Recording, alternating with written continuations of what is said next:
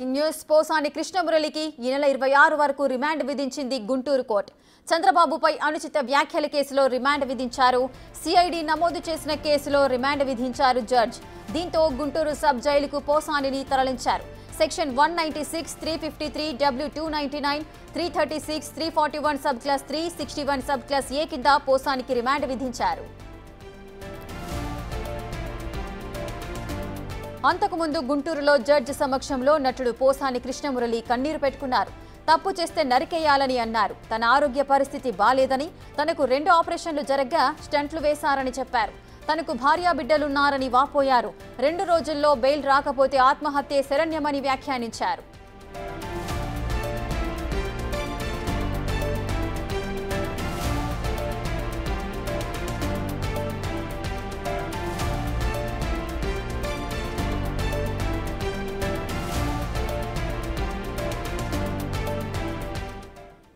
మరింత సమాచారం మా ప్రతినిధి సాయి శంకర్ అందిస్తారు.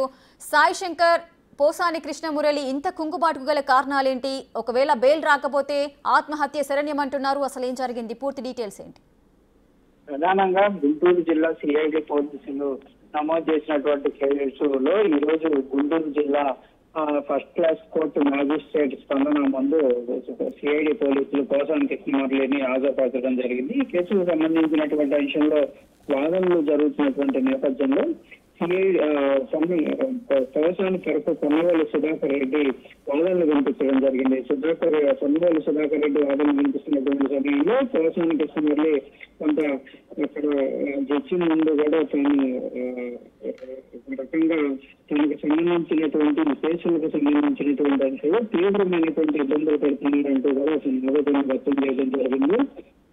ఒక సమయంలో కన్నీరు కూడా పెట్టుకున్నట్లు కూడా మనకు తెలుస్తుంది. 70 ఏళ్ల వయసు ఉన్న తనను తీవ్రంగా ఇబ్బంది పడుతున్నారని, ఒకవేళ కనుక నిజంగా తప్పు చేస్తే నడిపేయండి అంటూ కూడా జడ్జి ముందు ఆవేదన వ్యక్తం చేసినటువంటి పరిస్థితి ఉంది. మా ఆరోగ్య పరిస్థితి బాగలేదు, ఇప్పటికే 2 స్టంట్లు వేయడం జరిగింది, తనకు భార్య బిడ్డలు ఉన్నారనే విధంగా కూడా చెప్పినటువంటి పరిస్థితి ఉంది. ఒకవేళ కనుక ఈ కేసులన్నింటిలో 2 రోజుల్లో కనుక బెయిల్ రాకపోతే తనకు ఆత్మహత్య సరైనమంటూ కూడా జడ్జి ముందే ఆయన తన ఆవేదన వ్యక్తం చేసినట్టు తెలుస్తుంది. అయితే జడ్జి వీటికి సంబంధించినటువంటి వాదనలు, అదేవిధంగా పోసాని చెప్పినటువంటి అంశాలన్నీ కూడా పరిశీలించడం జరిగింది. అయితే కేసుకు సంబంధించినటువంటి అంశంలో 111 సెక్షన్ ఏదైతే ఉంటుందో ఇది వర్తించదు అంటూ కూడా పోసాని తరఫు పొన్నవేలు సుధాకర్ అయితే వాదనలు వినిపించినట్టు తెలిసింది. 111కి సంబంధించినటువంటి సెక్షన్ తొలగించడంతో మిగిలినటువంటి సెక్షన్ ఏవైతే ఉన్నాయో వీటన్నిటి కూడా కొనసాగిస్తూ 14 రోజుల రిమాండ్ కూడా విధించినటువంటి పరిస్థితి ఉంది. ప్రస్తుతం ఈ పోసానికి సంబంధించి సిఐడి పోలీసులు ఏదైతే నమోదు చేసినటువంటి కేసులో సెక్షన్ 196,